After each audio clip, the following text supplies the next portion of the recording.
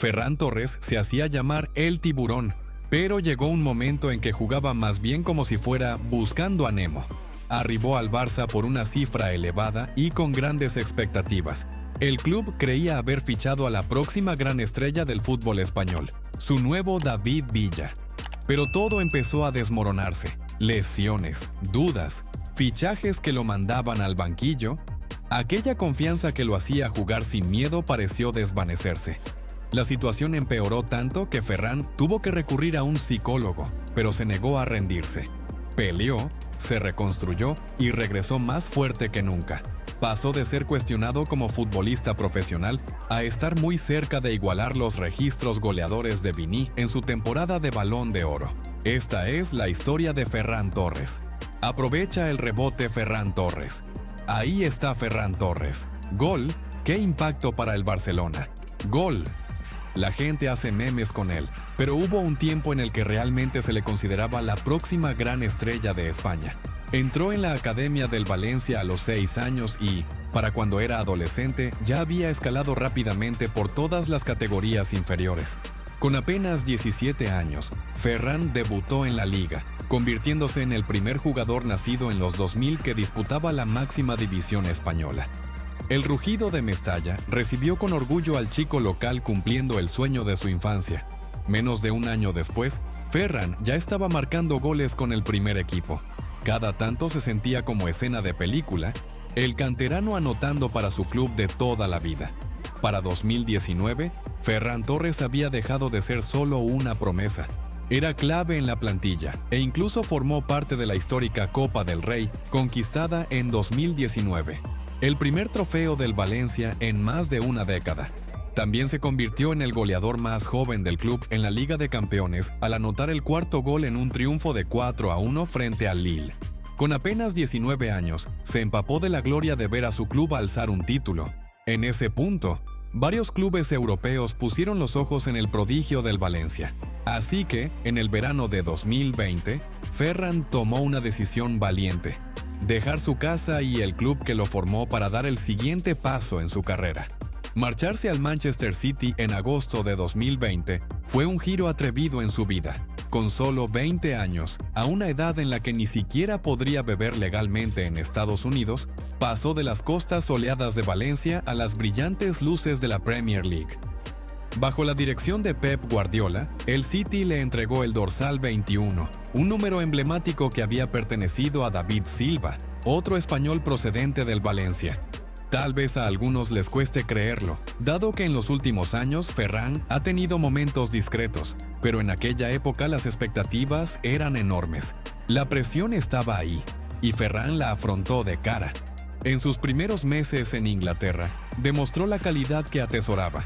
Marcó en su debut en la Copa de la Liga, con un gol en la victoria de 3-0 sobre el Burnley, y pronto anotó también en la Liga de Campeones frente al Porto. De hecho, hizo historia al ser el español más joven en marcar en 3 partidos consecutivos de Champions con apenas 20 años. Anotó contra el Porto, contra el Marsella y frente al Olympiacos. El duelo frente al Marsella fue de las primeras veces que Pep probó a Ferran como delantero centro. Con Agüero y Gabriel Jesús lesionados, Guardiola alineó a Ferran como referencia ofensiva, flanqueado por Foden y Sterling.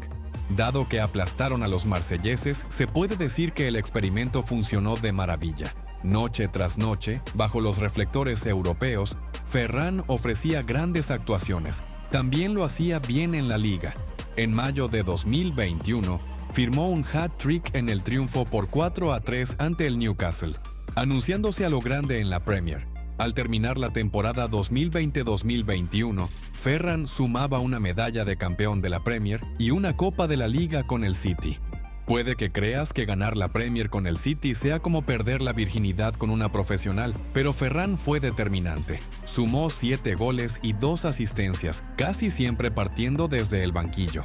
Cuando jugaba los 90 minutos completos, respondía con goles, como se vio contra el Crystal Palace, el Leeds y el propio Newcastle. Alzar esos trofeos tan joven fue un subidón emocional. Había demostrado que podía brillar entre jugadores de clase mundial, encajando perfectamente en una plantilla repleta de estrellas. Sin embargo, detrás de escena no todo era perfecto.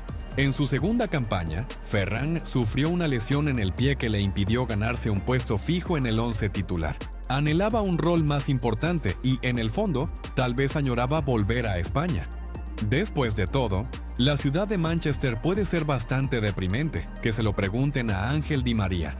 Así que cuando el Barcelona llamó a la puerta con una oferta enorme, Ferran sintió que era la oportunidad que debía tomar.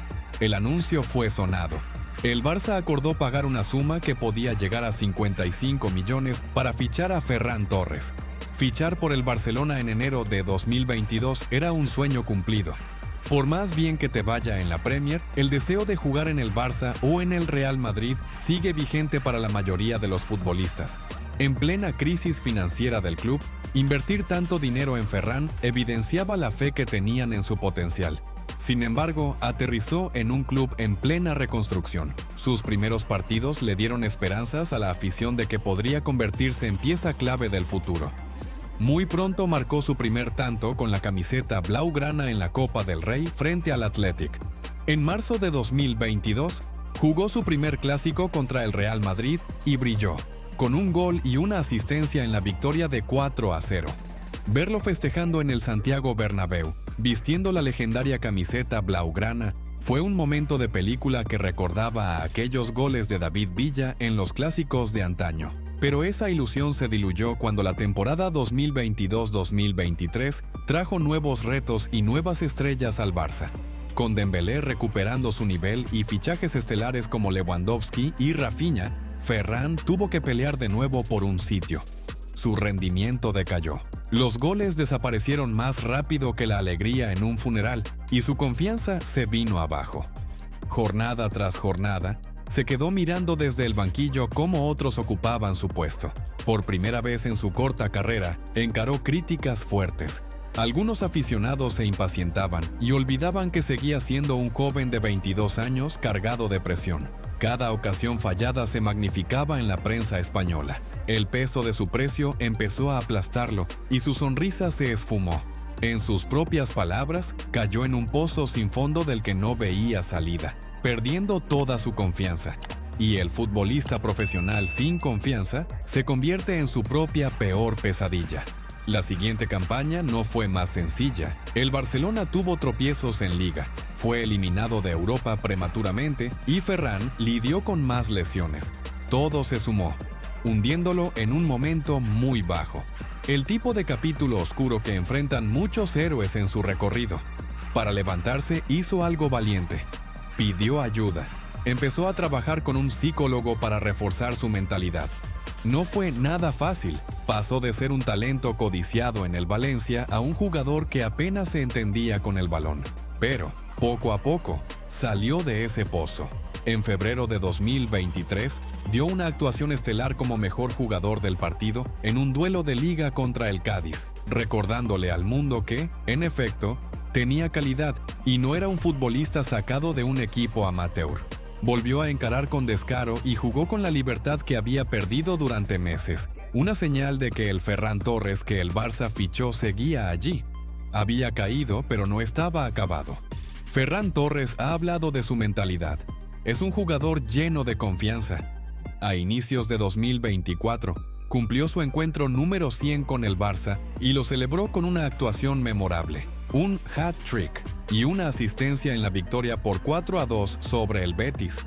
Fue una noche de redención. Cada gol se sintió como una respuesta a quienes lo habían cuestionado. Su camino hacia la reivindicación alcanzó el punto más alto. Tras haber sufrido con la dirección de Xavi y no haber dado su mejor versión al principio, Ferran surgió renovado, con una mentalidad distinta. Él mismo confesó que disfruta cuando lo odian, porque eso lo motiva a demostrar su valía, y ciertamente lo ha conseguido. Su resurgir continuó conforme avanzó la temporada. En la Liga de Campeones, donde el Barça necesitaba resultados, anotó un doblete para asegurar el triunfo 3-2 frente al Borussia Dortmund, en un partido que parecía perdido. Brilló otra vez en Europa, siendo decisivo como en sus mejores días con el City.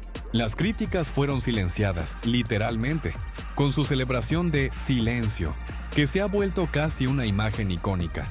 Aunque hubo una ocasión en la que no hizo esa seña y tenía sentido. Febrero de 2025. un momento poético en su regreso. El Barcelona se enfrentó al Valencia en cuartos de la Copa del Rey, y Ferran volvió a su antigua casa, midiéndose al club que lo vio nacer. En apenas 30 minutos, logró un hat-trick en la goleada de 5-0. Pobre Valencia.